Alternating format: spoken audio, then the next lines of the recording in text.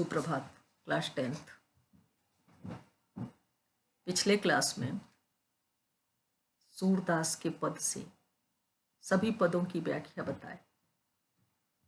लगभग 4 या 5 दिन के क्लास में पूरे पद की व्याख्या बताने का प्रयास किया। हालांकि व्याख्या के लिए और अधिक समय की आवश्यकता है, लेकिन ये ध्यान देना है कि किसी भी दिन मैंने एक पद से अधिक की व्याख्या नहीं बताई।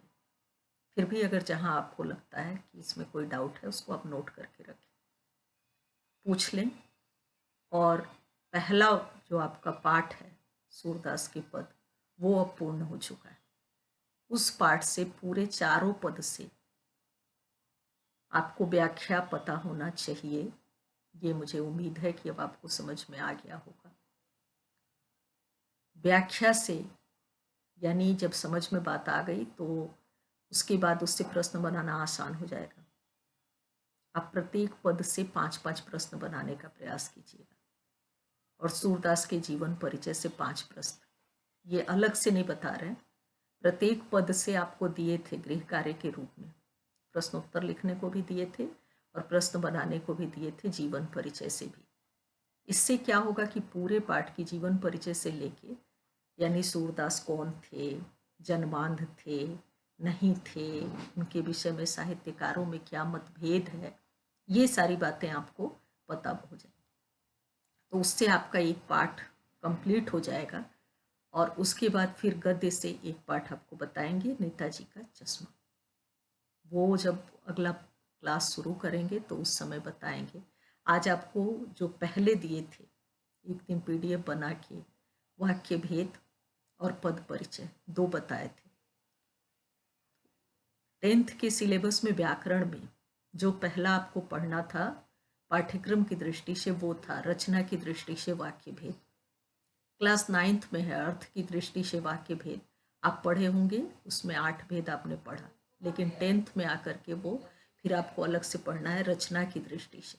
तो रचना की दृष्टि से सामान्यतः 3 भेद होते हैं, सरल वाक्य, संयुक्त वाक्य और मिश्र वाक्य।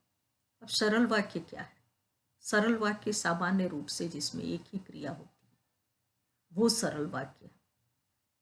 उदाहरण के लिए जैसे विनय पुस्तक पढ़ता है, ये एक उदाहरण बताया आपको। सरल वाक्य के उदाहरण की भी शायद आवश्यकता न रहो, सबको समझ में आता। लेकिन अगर वहीं पे कोई दूसरा वाक्य उसमें जुड़ जाए तो वो फिर सरल वाक्य से संयुक्त वाक्य बन जाए। सरल वाक्य सामान्य सा कोई भी एक वाक्य जिसमें एक क्रिया हुई, वो सरल वाक्य।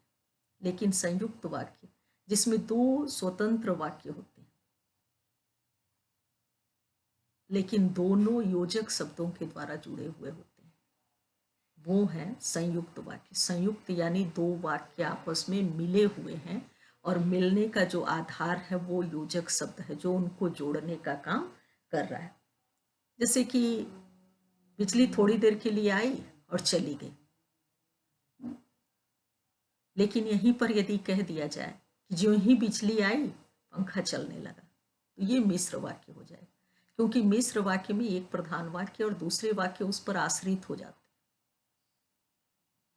यानी यदि तुम पढ़ोगे तो ही पास हो पाओगे, यदि तुम ध्यान दोगे तो ही समझ पाओगे, तो ये मिश्र वाक्य हो गया।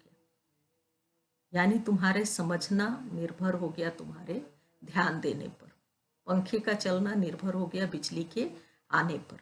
लेकिन उसी को यदि कहा जाए कि बिजली आएगी और पंखा चलेगा, तो ये दोनों अलग अलग वाक्य हो गए, यानी ये स्वतंत्र वाक्य हो गए। तो पहला कि सरल वाक्य क्या? सरल वाक्य एक सामान्य सी क्रिया होगी, वो सरल वाक्य है। जैसे तुम पढ़ रहे हो, ये सरल वाक्य हो गया। तुम पढ़ोगे और पास हो जाओगे, ये संयुक्त वाक्य हो जाएगा। लेकिन अगर उसी को कहा जाए कि तुम पढ़ोगे तो ही पास हो पाओगे, तो ये मिश्र वाक्य हो गया। ये एक समझाने के क्रम में सामान्य सा, 10th में ऐसा होगा नहीं, थोड़ा सा और अलग से वाक्य को घुमा के देगा, लेकिन उसमें बहुत अधिक घबराने की तो बात ही नहीं है। करना तो इसी तरह से। वाक्य पहचानने को बहुत कम देता है, खास करके बोर्ड के एग्जाम में वाक्य पहचानने को नहीं देता, वाक्य परिवर्तित करने को देता है।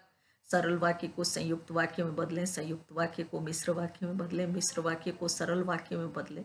तो वहां ध्यान ये देना है कि वाक्य को ही नहीं बदल देना, वाक्य का तो भाव वही रहना। ऐसा नहीं कि इसकी वजह से हमको वाक्य परिवर्तित करने में दिक्कत हो रही है तो इस शब्द को ही बदल दें, वो नहीं करना है।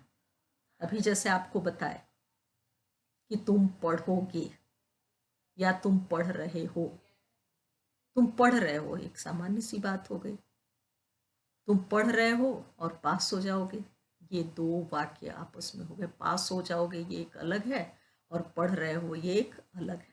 लेकिन उसी पे मिश्र वाक्य यदि हो जाए तो वो हो जाएगा कि तुम पढ़ोगे तो ही पास हो पाओगे, यानी पढ़ने की वहाँ प्रधानता हो गई है और उस पे आश्रित है तुम्हारा पास हो जाना। तो इस प्रकार से आज हम आपको 5-5 वाक्य लिख के देंगे और उसको आपको वाक्य को परिवर्तित करना होगा।